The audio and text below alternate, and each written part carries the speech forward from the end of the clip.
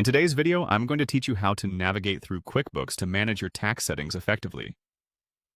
This process is straightforward and will empower you to take control of your sales tax management with ease. Whether you're setting this up for the first time or making adjustments, I'll guide you step by step to ensure you feel confident and informed. First, let's get started by opening QuickBooks. You'll want to go to the QuickBooks homepage by navigating to keybo.intuit.com. Once you're there, take a moment to let everything load and get comfortable with the layout. You're going to spend time here, so it's good to familiarize yourself with what you'll be working with. Next, look for the Sales Tax section on your QuickBooks dashboard. Clicking on this will lead you directly to where you can manage everything related to sales tax. Sales tax can seem tricky at times, but once you're in this section, you'll find that it's designed to be user-friendly and intuitive to navigate, even if it's your first time handling these settings. Now, within the Sales Tax section, you'll want to head to the Tax Settings. The Tax Settings is your control center for customizing how taxes are managed within your QuickBooks account.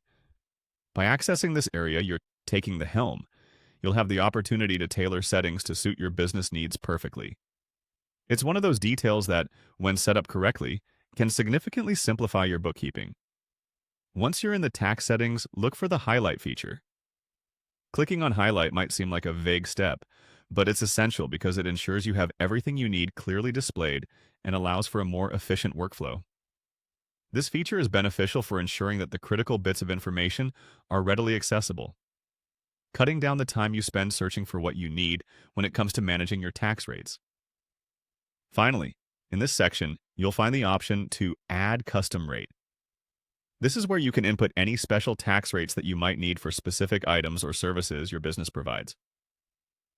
You might not need to add custom rates often, but it's an excellent feature for businesses that offer niche products or services subject to distinct tax considerations.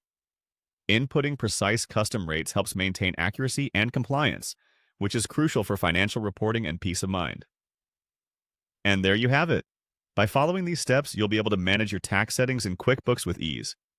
Remember, taking the time to properly set up and understand your tax settings can save you both headaches and potential errors down the line. Thanks for watching, and I hope you found this guide helpful. If you have any questions or need further clarification, feel free to reach out. Happy bookkeeping!